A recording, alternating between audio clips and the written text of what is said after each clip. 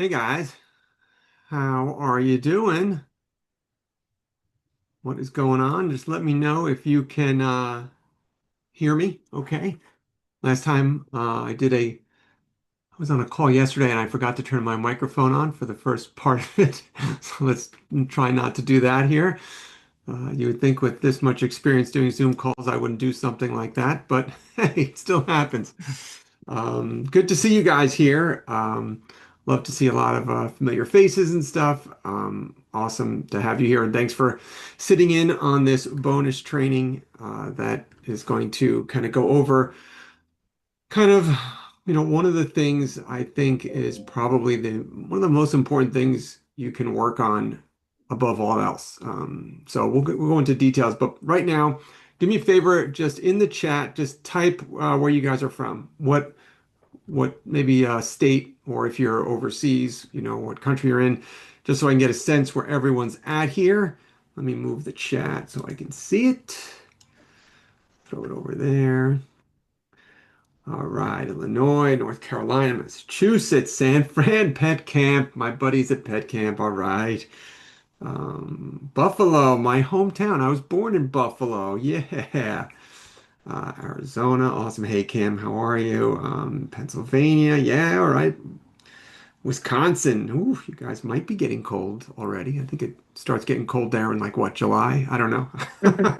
Um, awesome. So we got, a lot of the US represented here. All right, I'm gonna be representing Jersey for you guys. But it's great to see. I love being able to connect with people all over. So I'm going to try to do my best to keep an eye on the chat.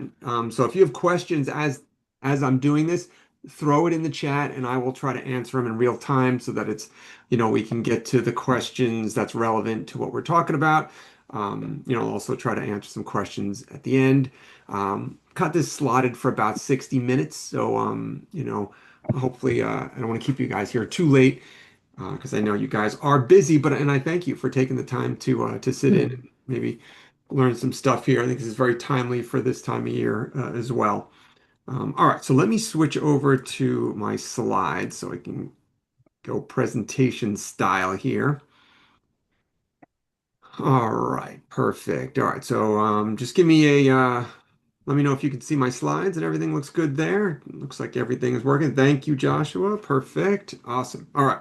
So what we're going to talk about today is how you can increase the lifetime value of your customers. This is way more important than anything else in your industry, a lot of in your business. I think a lot of people focus too much on new clients, and the biggest opportunity for revenue growth is actually not getting new clients. It's with your existing clients. So it's just an important thing that I think you guys need to focus on. Because the problem is you're spending all this time and money trying to get new leads in and oh, do me a favor, guys, and just mute yourselves if you're just coming in here, just so there's no background noise. Then if you have a question, you could either type it in the chat or then you can unmute yourself and kind of interrupt me if you have a question. But keep yourself muted because I know you guys might be multitasking and stuff during this, which is cool. All right, awesome. So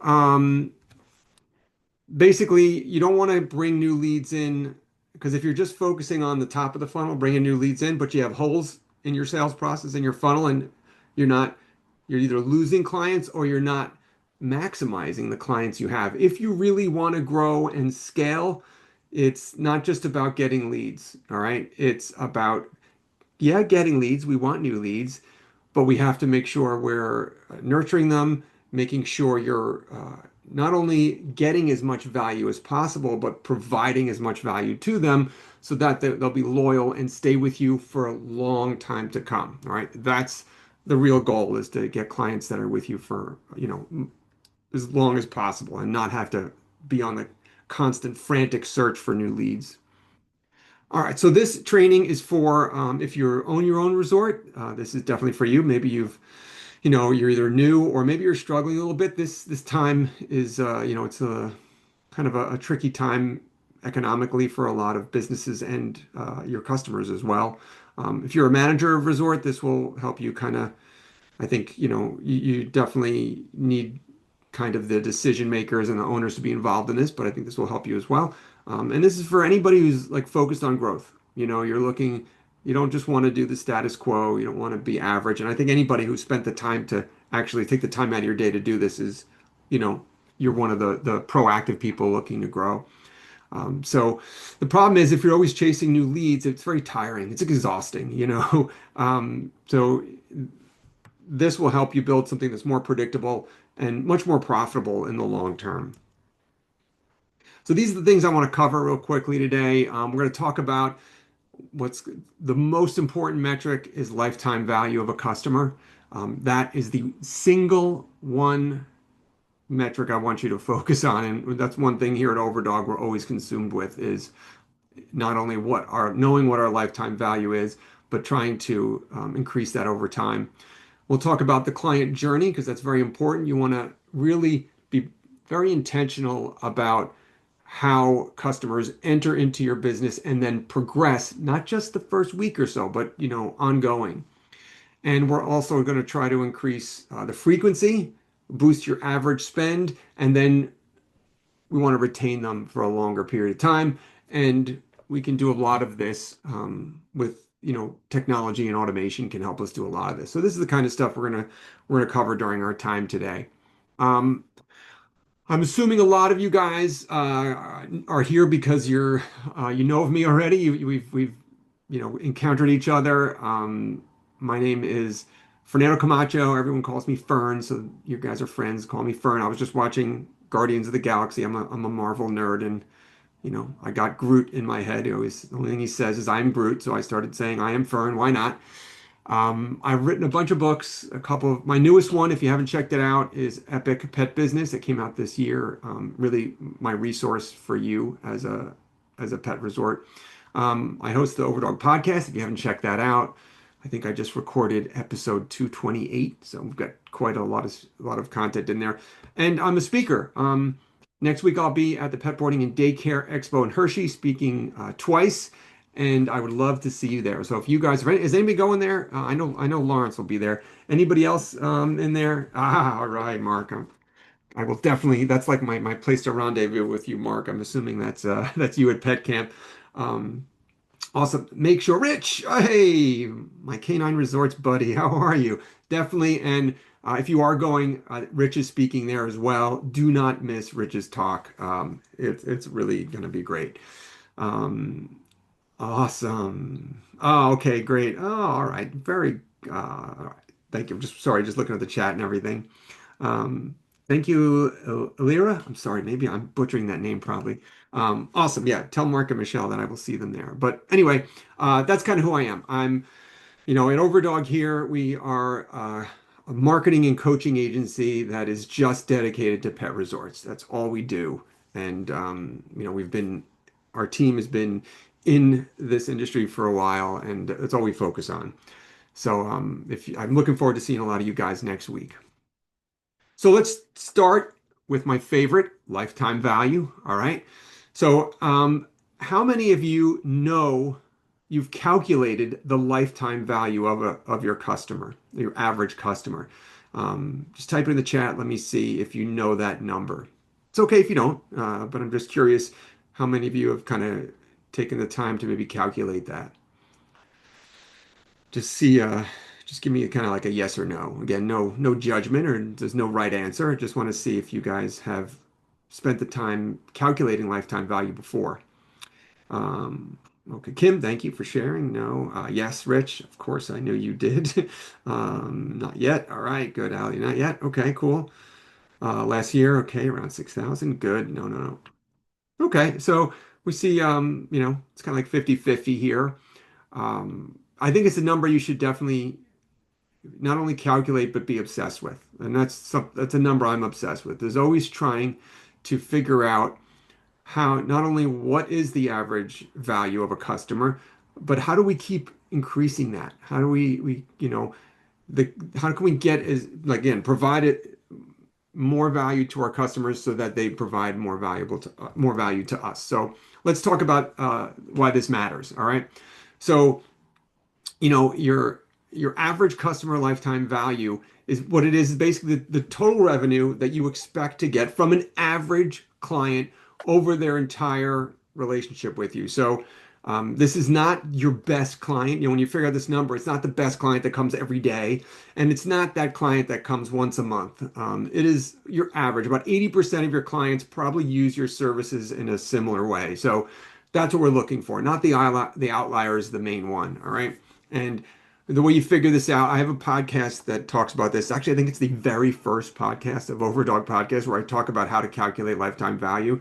That's how important it is. I made it the first episode I've ever done. So you can go back and check. I'm not going to go into it right now, but basically you're saying how many times do they come for daycare, how many times are they bored with us, how much time does the average customer use any of our other services, how long do they stay? Is it a year or 2 years? So retention rate is basically how long the customers stay active in your business. And obviously, the longer they're with you, the more money you're going to make from them. How often they come. So once a week, twice a week for daycare or whatever. Did they board once a year, twice a year? All those types of things. And how much are they spending per visit? Are they just doing a single day of daycare? Are they adding on some enrichment or maybe a bath? All those kind of things. Oh, Joshua, you said you just listened to that episode. Woo, all right. I'm glad people are still going back to episode one. That was done years ago. So the cool thing is basically you can think of this as different levers you can pull to increase the revenue you have from each single client. We're trying to increase their retention rate, increase the frequency that they use your business or your services, and up their average ad spend. Okay, and all these together can really be a significant increase in revenue for you. So I'm sorry this slide is very copy heavy. I don't like to do that typically, but I didn't want to forget all these stats here. So let's just go through some numbers and how it works so you can visualize the value of this. So in this example, and this was perfect because Amy said their lifetime value was around 6,000, and that's the example I used here. So if we're using that example of your average lifetime value is $6,000, so maybe they bring their dog to daycare twice a week. We're going to say that's about 104 times a year. They board their dog about twice, 2 times a year for a week. Again, we're averaging this stuff out, and they stay an average of 2 years, so maybe they churn at around 2 years of time. So this means, your annual spend, their spend with you is $3,000, but because they stay with you about 2 years, we double that, and that gives us the 6,000. So you can see how that kind of breaks down. Okay, now let's see. Imagine if we're able to increase each of those variables by just 10%. All right, so they stay with you 10% longer. So instead of 2 years, they stay with you 2.2 years. They use your services 10% more. All right, so maybe just a little bit more daycare. And we're not even going into the other services like enrichment and training and grooming and stuff. So it gets even more interesting, and you have more capabilities if you have more services. So you just tweak it up 10%, and they spend about 10% more per interaction with you. So basically from $22 maybe a visit to with add-ons and stuff, it might go to 22 from 20 and stuff like that. And boarding. So this is where you're going to look for those upsells and stuff. Maybe so instead of just boarding, they're going to board with some extra, upsells in there. All right, so with a 10% increase in each of those variables, so we're in those three things, we're upping 10%.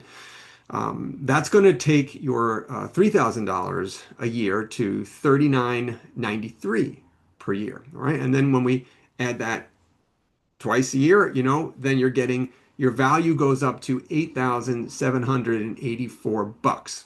All right, so it's a 46.4% increase.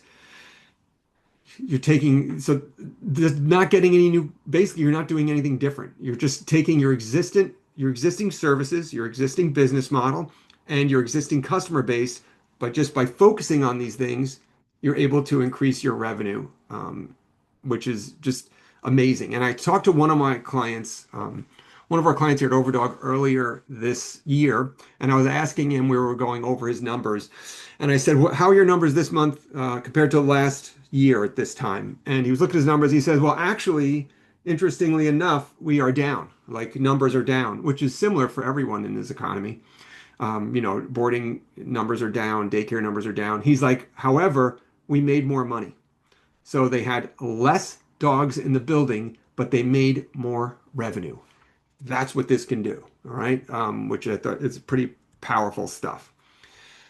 Okay. And the problem is if you don't think about this, you're just dealing with average churn. You're just constantly chasing new leads, just always trying to get new leads because they're also churning out and you're not able to maximize the value of them. So thing to remember is the cost to acquire a new customer, it costs 5 to 7 times more money to get a new customer than it is to retain your existing ones. All right. So when you're just focusing on new leads, you're blowing your marketing budget and you're basically just pouring water into a leaky bucket kind of thing. All right. It's just constantly going to take more in there to keep it at the same level. So, it's kind of like you're trying to run it, you're running faster, but you're not going anywhere. And what happens when you do that, you're focusing everything on lead generation.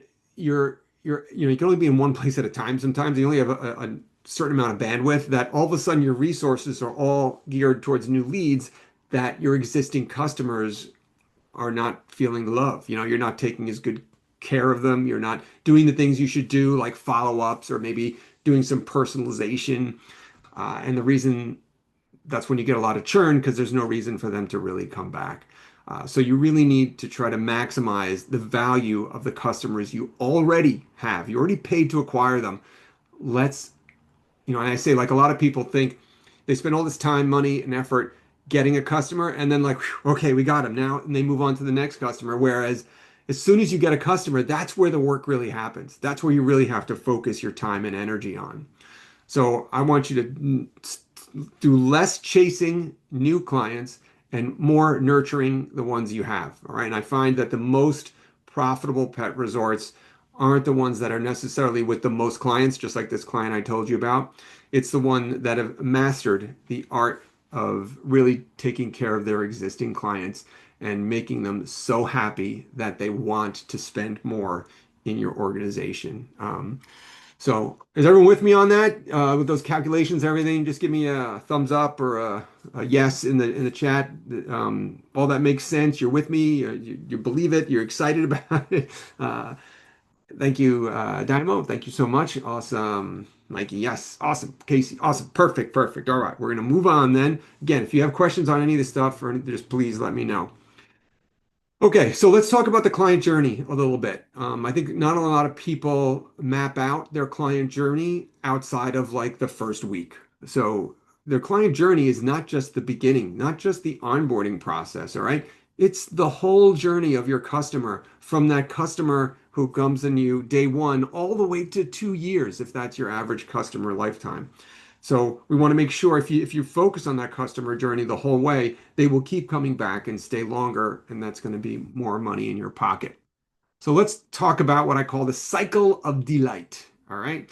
So when you think about the businesses that you shop at or patronize regularly, the thing that it's not sometimes about their services, but it's how you feel about doing business with them. And a lot of that is about the touch points, that they have. This is particularly an important thing to focus on in this industry because the humans, the ones paying the bills, don't get a lot of touch points. Okay. Yes, you get a lot of touch points with the dogs. However, they're not the ones who's got to write the check. So you really need to focus on creating that experience and that circle of delight for your human clients as well. All right. It's so, so important because you're trying to get them to make an emotional connection with your business. If it's just a transactional relationship, that's fleeting. It's come and go. That's where a competitor will come by and easily steal them away.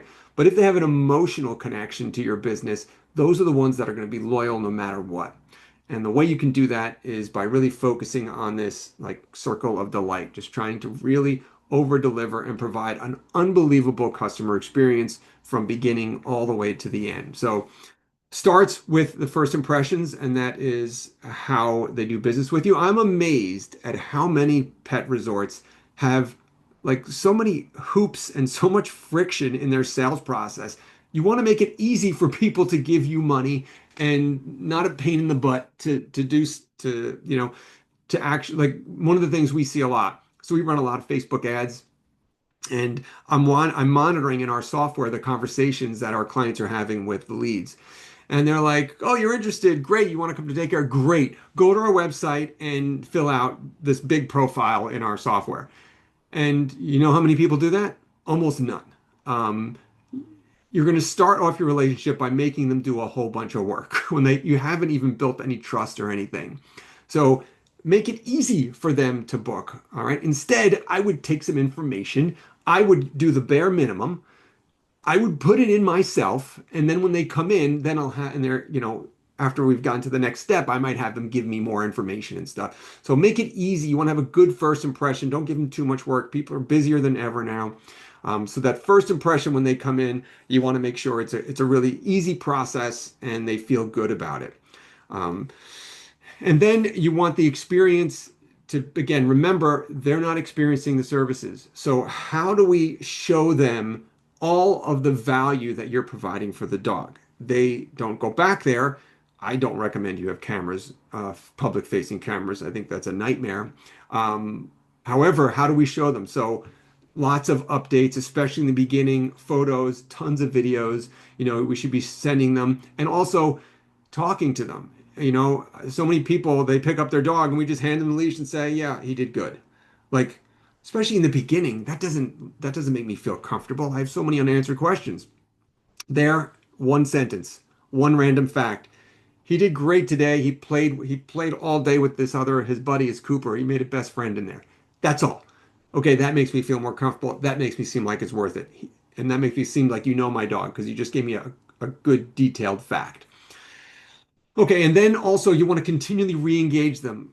Like, this is just, again, so important because your clients are only in the lobby for 5 minutes, dropping off and picking up. We want to keep them engaged. So we want to have reminders of maybe when they're coming in, reminders of things they need to do, whether it's vaccines or anything else, paperwork they need to do, but also keep them updated on what's happening. So I'm a big fan of doing different kind of events and special activities, just letting them know. I think everyone should do at least a monthly newsletter where you're just kind of saying, "Here's all the fun that happened this month, last month, here's what's coming up this month," keeping them engaged and in the loop and making it seem like there's a lot of stuff going on there.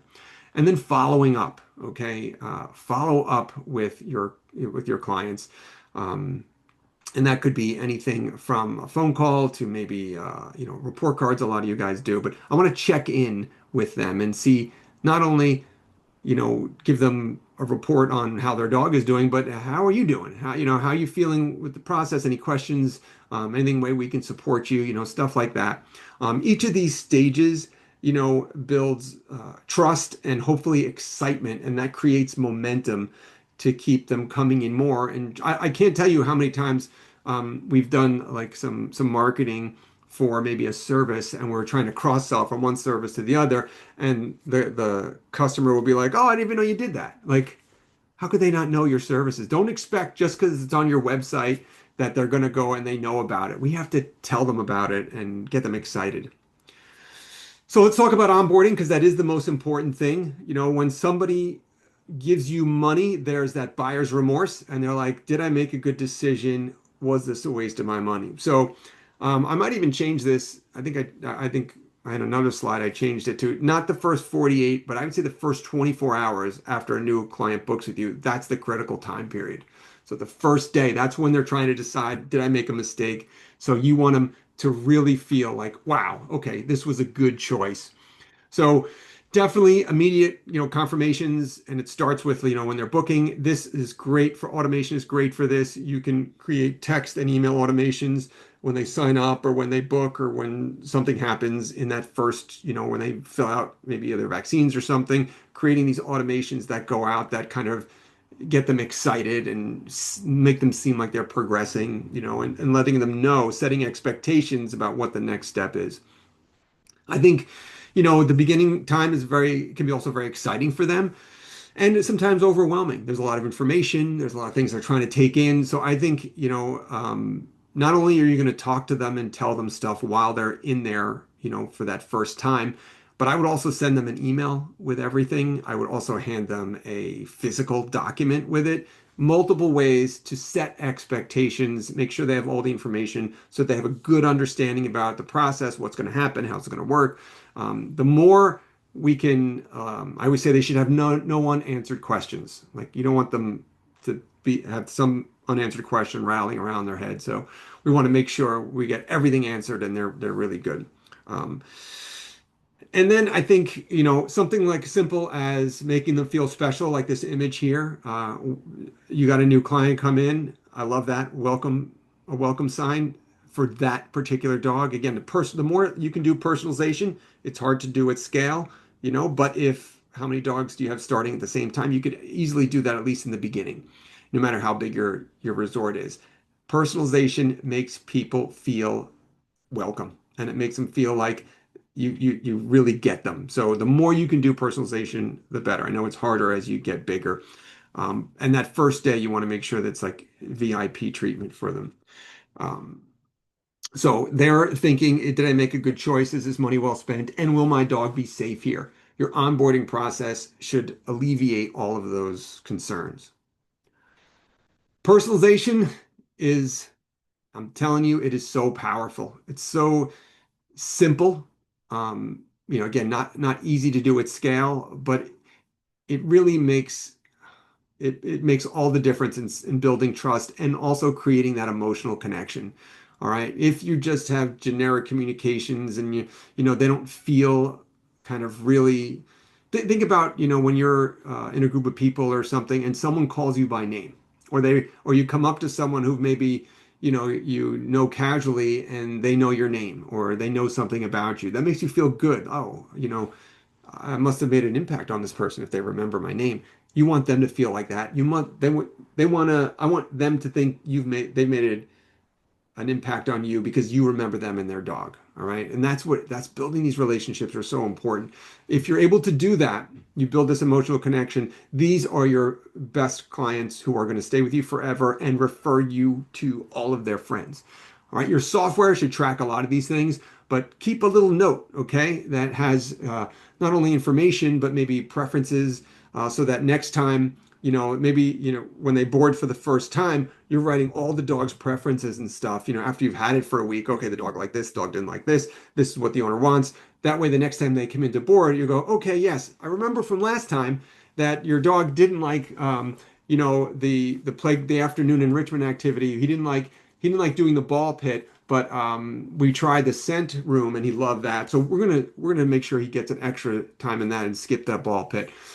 Then it means you remember him. The boarding may have been a year ago, but all you have to do is read it off your CRM, and it makes them feel like, oh, they know my dog. All right, he's in the right place. All right. Obviously, I think a lot of you guys do birthdays for their pets, photos for the first visit, maybe. And again, making personalized, if you do enrichment and activity, recommendations based on the dog or, again, their past experiences or just what the dog likes. And also just put special notes in there. So, like if the owner comes in and they're wearing a New York Giants jersey, I'm putting that owner, they like the Giants. And maybe as a special touch, when their dog leaves for boarding, he's going to go home with a New York Giants bandana. All right.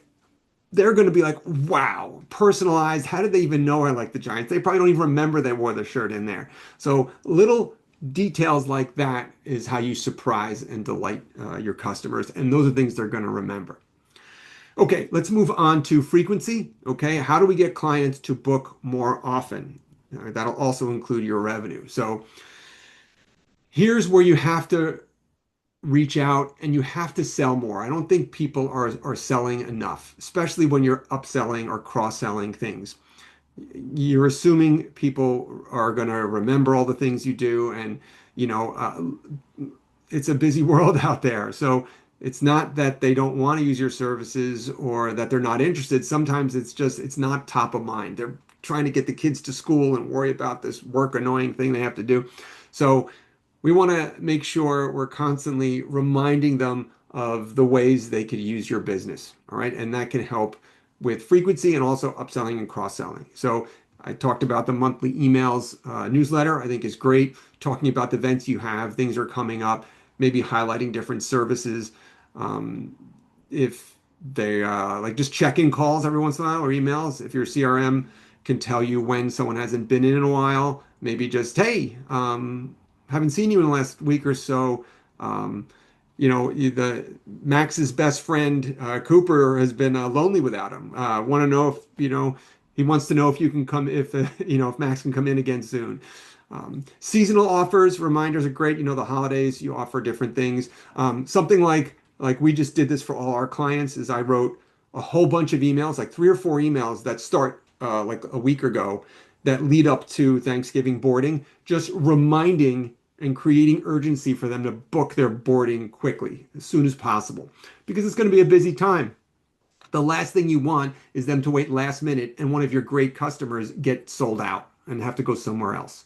It also helps you know what to expect with staffing and everything. So I just know my wife is always yelling at me whenever we're going away or doing something. I always forget the dog's boarding, and she'll ask me like, "Did you take care of Bowie?" And I'm like, "Oh crap!" Like if someone would send me a reminder to do that, I would love them because it would stop my wife from getting pissed at me for always forgetting that. So definitely send them the reminders for holiday boarding and stuff like that. And you should also have a reactivation or a win back campaign for clients that used to use you but maybe haven't been in for a while. So a lot of times you may see this in the summer. You may lose some clients over the summer because they're like, oh, summer's busy or whatever, and they're doing other thing. The kids are home from school, and they don't come back in September right away. I want to win those customers back. The longer they are away, the harder it is to come back. All right, it's habit. So I like reactivation campaigns to win people back. And so, like, let's say you had someone who used daycare for you twice a week for a number of months and hasn't been in the last 2 months. You have lost them. There's a good chance they're never coming back. So you have nothing to lose with sending them an email, that doesn't cost you any money, and saying, hey, I haven't seen you in a while. We have a special deal that we're running this month for. I would do a pretty big discount because you could do 15 to 20%. I would do at least 25%, maybe even more, because again, you've lost them probably. All right. So I want to win them back. Okay, we're running this campaign for 5 days of daycare for 25% off, and I thought of you. All right, and let me know if you want to take advantage of this. You can usually get anywhere from 15 to 25%, rescue those customers back. Doesn't cost you any money. So um, the software is not the greatest. In pet care, I would love to be able to recognize that and automate that, but it might be a little bit more manual. So like once a quarter, I would kind of look at that, run a report, and then send those messages out. Memberships are a great way to lock in loyalty. I was just having this conversation with a client that doesn't do memberships. They just say, "Oh no, we tried it and it was a pain in the butt or something." The thing with memberships is the more we get people to commit to psychologically, so they're not just coming day to day. That means they can quit anytime. The more you psychologically get them to commit, the more likely they're going to continue, and it kind of encourages them to come more often. And that's what we're doing. We want them to use your services. We don't want them to buy a package and not use it, right? It's like gym memberships. You sell all these gym memberships and we're like, oh, good, they're not coming, but they're still paying. No, they're going to leave very soon because they're going to realize they're not using it. So we want to make sure that they're coming. But memberships are a great business model because the customer gets probably a discount of their daily daycare rate.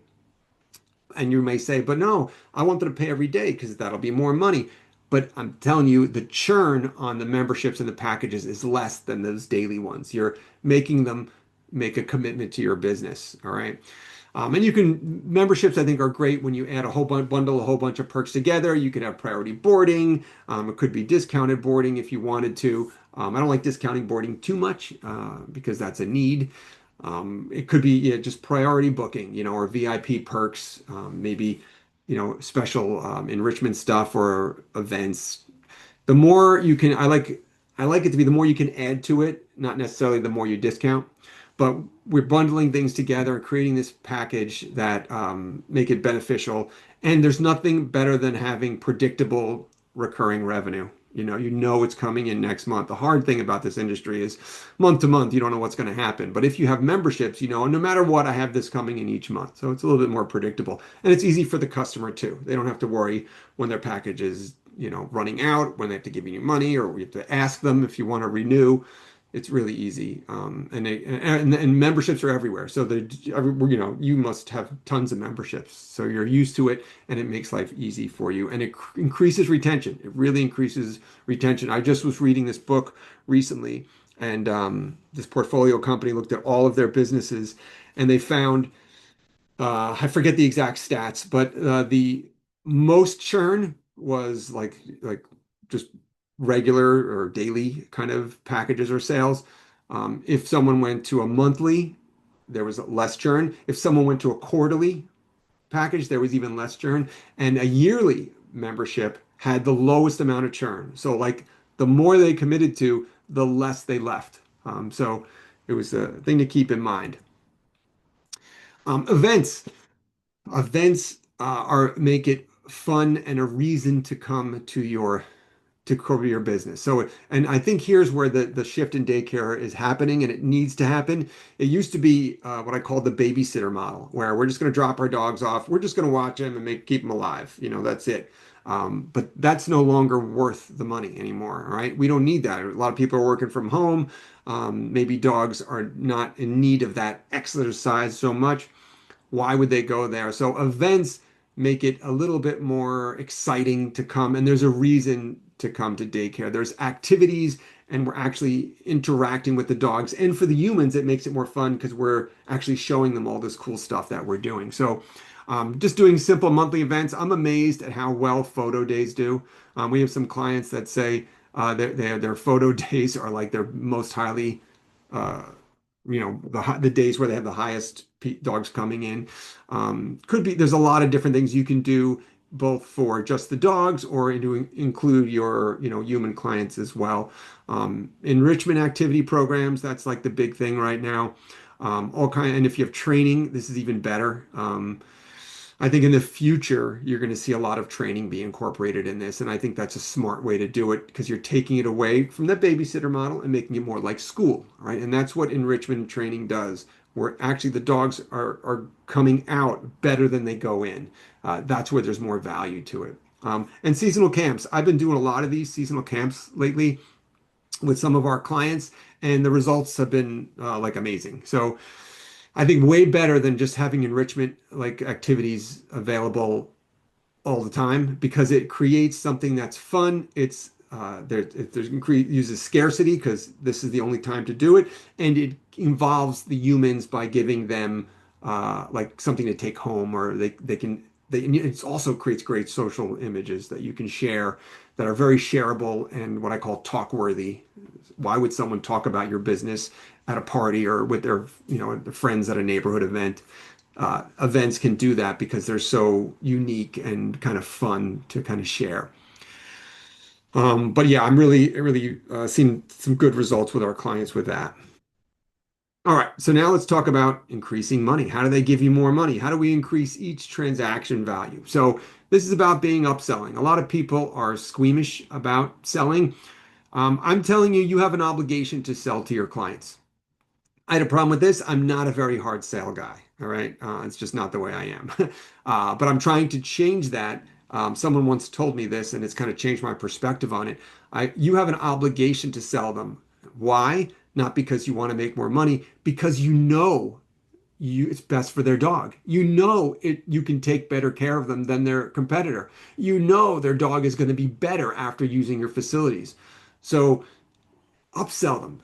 All right, get them to do everything that you want them to do because it's good for them. All right, that's the thing is we're not just trying to rip people off here. We're trying to provide value. And if you're honestly providing great value, we should be happy to tell people about it. All right, and it's got to be done the right way. So you're not trying to be pushy with them or beating them over the head, but we want to highlight the value of what you're doing and why it's good for their dog. And it's all about how you frame it. And I think this is important for everything you do in marketing is you're not focusing on the actual service. You're highlighting the benefits to them and their dog. All right. So, and it's simple. You don't have to, these are not complicated things. But there's a bunch of different ways that you can make, some upsells or cross sells.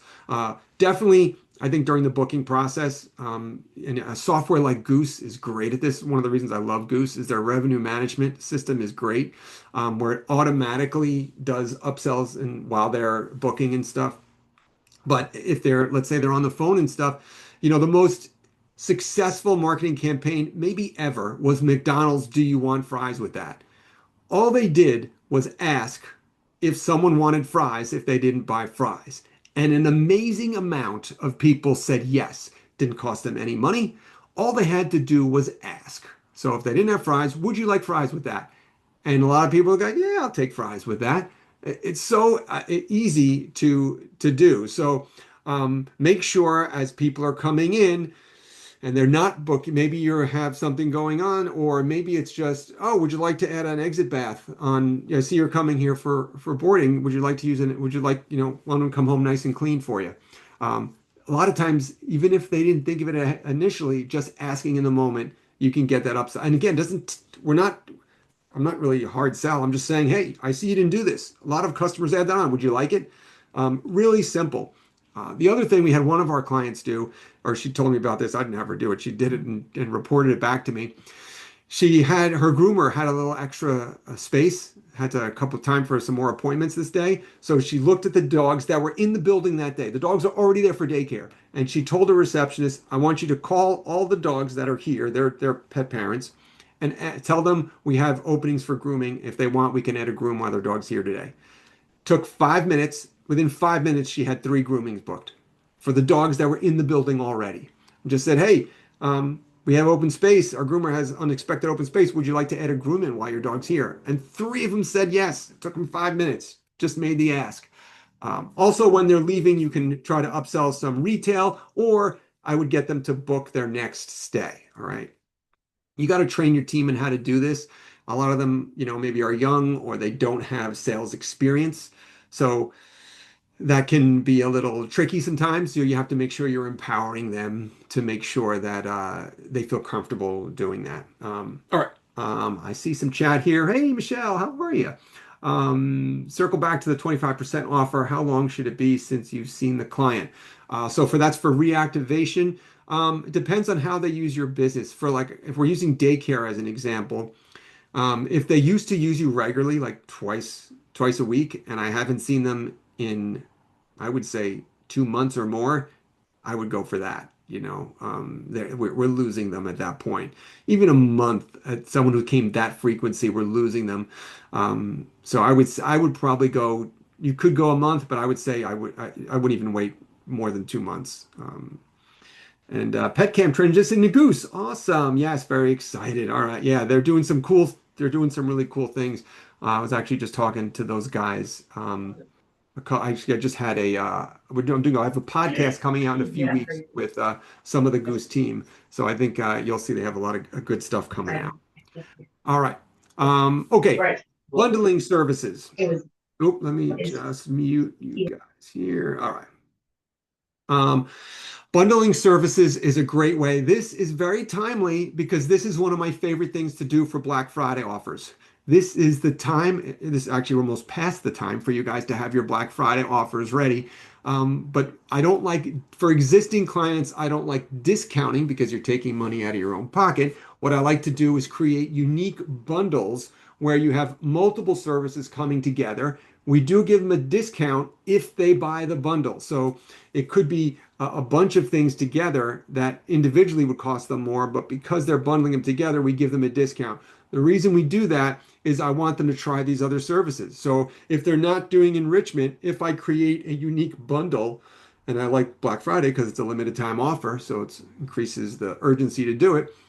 Then hopefully they try that stuff, and then when they're done with that bundle, I want to upsell them to keep doing it. So we're giving them a little taste of it, and then we want them to continue it. So I think it's a great way to get clients to try some more services. So they're getting a little discount on, and you can see the example on the screen here.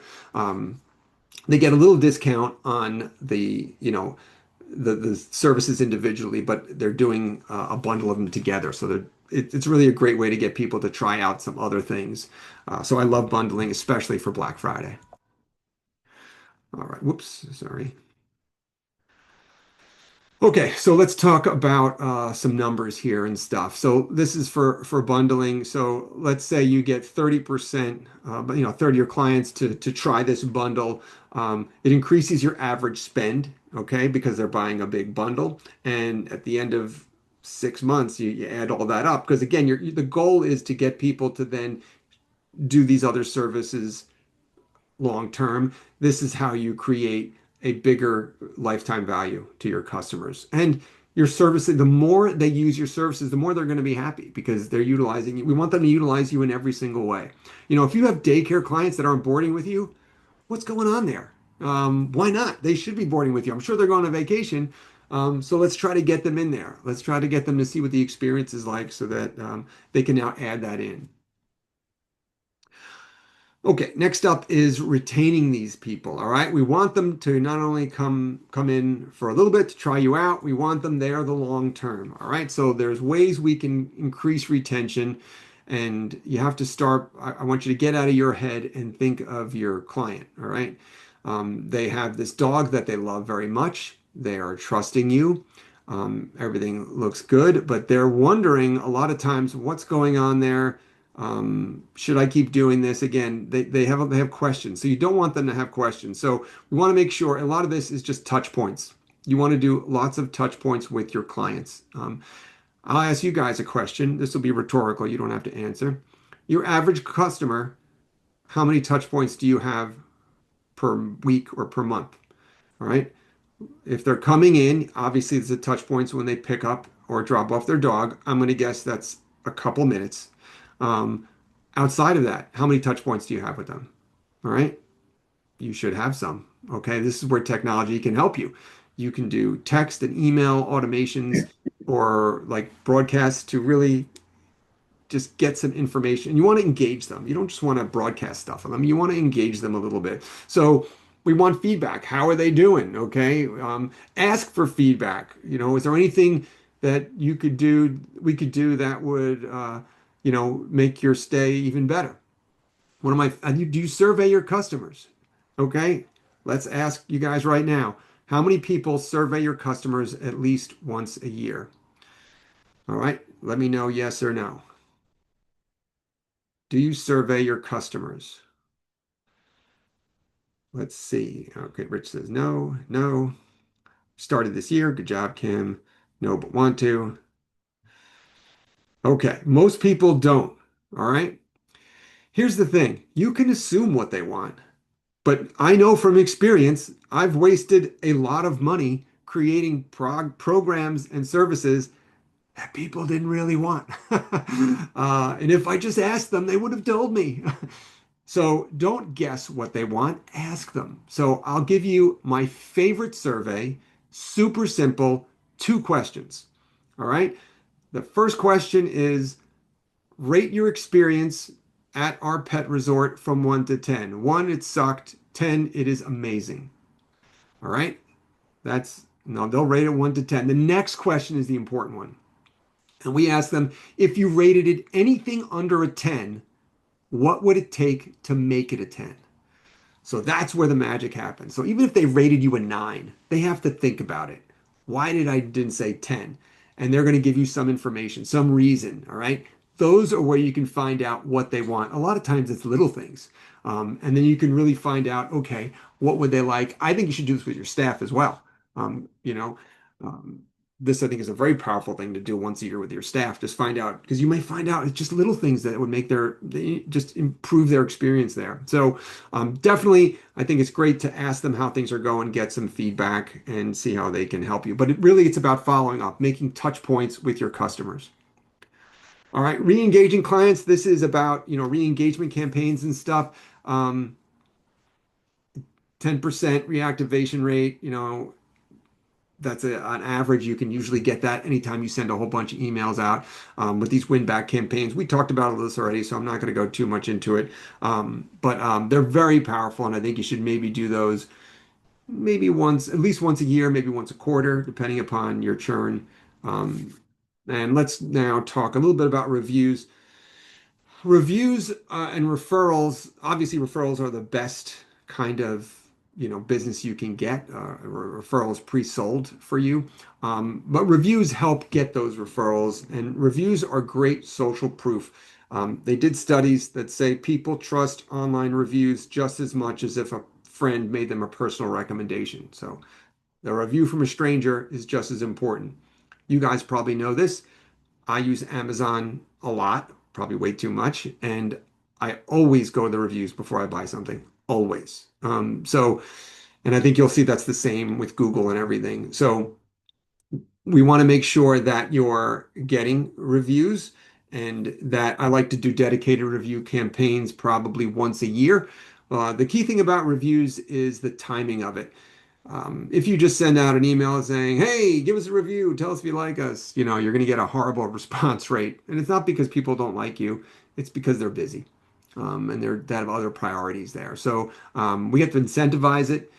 But I think the way to really do it on an evergreen long-term process is the way I like to do it is after someone has used your services, I like to send them a quick email and saying, "Hey, how was your experience? Can you just let me know, if everything went well and everything?" And if they respond back positively, if they respond back negatively, then I address those concerns. But if they respond positively, then I'm like, "Oh, I'm so glad you had a great time. Hey, would you mind leaving us a quick review and tell people about your experience here?" Because we're involved in a conversation, we went back and forth, they're much more likely to leave a review at that point. Or as soon as they use your service and they're happy. So if they picked up their dog for boarding, they're on the way to the car, I want to text them a review request. Then I know they're very happy. They're just excited to see their dog. I just told them how awesome their dog went. You can also do referral incentives, try to get people to refer things. I find that those things, can work good or bad. It really depends. They're not very consistent, but I think it's worth doing. Incentivize them to refer people, but showcase these reviews in a lot of different things. Repurpose them. We'll like a lot of times we'll run, especially at this time of year too. We'll run ads, engagement, and branding campaigns of a review. I'll just grab a review, create a graphic of it, and I'll run a branding ad just for that. All right. Again, it's social proof, getting people to really see, wow, this is a great place. Use it on your website. One of my favorite places on the website is do it around pricing. So even if they see you're expensive, they'll see these reviews around it, be like, wow, subconsciously, like, oh, these people like them. I guess they're worth the money. So I like peppering reviews around your website, especially pricing. Okay. Um, that's it. Let me know. I'll take any questions you guys have now. If you would like to start 2026 out strong and you're looking for some help at Overdog Digital, that's what we do. I would love to have a conversation and see if we're a good fit to help you out. We have a lot of different programs for all size pet resorts. But you can just reach out to me, Fern at overdogdigital.com, and myself or Casey on my team. We can set up a time to call, do a quick call where we can go over your business goals, what you're looking for. I could tell you kind of the ways I think we could best help you. And let's start 2026 out strong, I think. Okay, anybody have questions of anything? Let me know. Let me see. Oh, Laura, is this sent out individually after they stay by email? Are you talking about the reviews? Um, Yes, the reviews where you ask how their stay was. yeah, I So would do an it after email that just the goes out to service. them personally, or is this just a general like survey to everybody? No, it would be individual to them. Like I may have the template filled out, or I may have it automatically triggered as someone, maybe within like 12 hours of them like getting home from their service, whether it's daycare or boarding, and just ask them, yeah, again. And when you like, if you're going to do the survey, if you're not going to do like an email where you just ask them individually, if you're going to do a survey, in the email that I send the survey out, I always tell them, would you mind taking 30 seconds to finish this 2-second survey? So they know it's not going to take them long. We've all been suckered into going to a survey link and realize it's 50 questions or something, and we never complete it or we're like, forget it. So I tell them this is going to take you 30 seconds. It's only two questions. Then they're more likely to follow through with that. I don't even know if I answered your question there. Was that was that it? All right, thanks, Laura. Um, awesome. Any other questions here? Kathy, let's I have see. another question about that too, Yeah, yeah, kind go of. ahead, Michelle.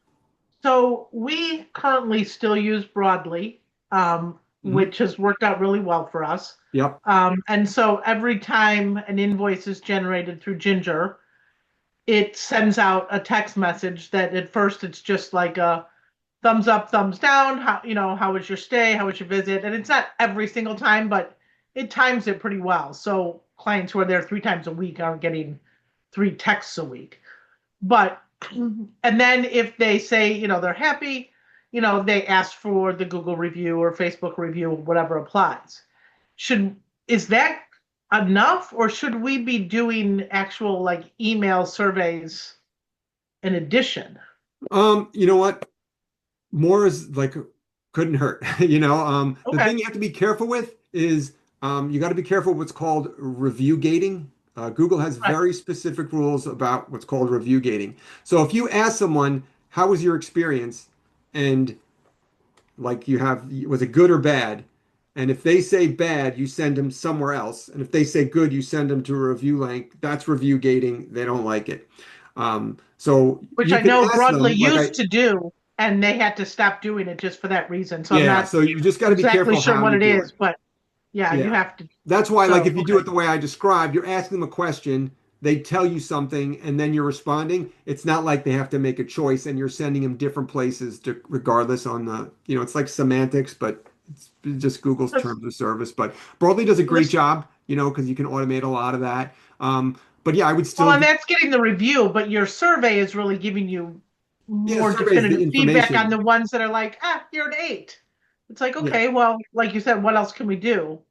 Yeah, just giving So you some information. I that think does it's give you some more information. You're not actually asking for the review, I guess. yeah, It's and Michelle, you're an Overdog client, so I mean, I can easily set up that survey through the software and help you do that if you want. If you're, okay. something, there's I think Survey Monkey is another service that used to be free. I haven't used it in a while, but it's not. It shouldn't cost you any money to do these surveys and be able to kind of aggregate the results. But I think you can get some good Yeah, because information from it. I think the feedback, I mean, we've got a lot of reviews. We're at almost 600. And so I feel like our reviews are fine, but I'm interested in definitely getting more literal feedback on, like you said, if we're not a 10, what do you need from us? Yeah, And yeah, hopefully because a we're lot not of a people will 2, but say. even an 8, it's like, Yeah, and where are that's the we thing. at? You should always be trying to up yourself, try to Yeah, one up yourself. So, yeah, nine is great, but it's a 10. If everyone rates you a 10, I want to make it an 11. Like, how do we even over deliver on that? So, right. always Okay. trying to see how you can improve. Yeah, Um, let's definitely talk offline maybe yeah, when you get yeah, back from Hershey we about can putting get this in that. place. That's easy, Okay. easy peasy. We'll get that working for you. Thank Kim, you. you say, how often do we ask regulars for feedback? How often do we survey them, not to overwhelm them? I like doing once a year. Sometimes you could do twice a year. I think once a quarter might be a little bit too much. So I would say once a year, especially since a lot of you guys haven't done it at all. Let's start manageable and just try it once a year. This time of year is perfect. End of year, you want to know how we're doing so we can do great. We can improve things next year. So it's a good time to do it. And then you say, if someone left a Google review, can they leave another? No, they cannot. You can only leave one Google review per business. So if they already left one, thank them, and they move on to the others that have not. Um, cool. Any other questions here? Anything else on this stuff? But yeah, no matter what, like when someone, reaches out to us here at Overdog, they're always thinking about new leads. Like, how do we get new leads? And I think this is one of the things that kind of separates Overdog from a lot of other marketing agencies that just focus on new leads is like we're very focused on the entire customer journey, trying to look at the entire sales process and how do we increase each part of it so that we're increasing the lifetime value of your customers over and just seeing how do we create an army of totally overjoyed raving fans, and how do we continually provide value to them and get them to want to use all our services and keep coming back and finding new ways to surprise and delight them. So cool. All right, guys. Well, hey, we did it. I didn't usually I'm long-winded and I made it an hour. That's pretty impressive. I'm shocked. Awesome. Well, thank you guys for sitting. If you have any follow-up questions or anything, feel free to send them my way at any time. I'm happy to email you any follow-ups on that. Everyone going to Hershey, make sure you come say hi. I would love to see you. I will be hanging out by the fireplace with my feet up in between my talks. I'm speaking Tuesday night and Thursday morning. So hopefully I will see you guys there. Awesome. Enjoy the rest of the day, guys, and I'll see you soon.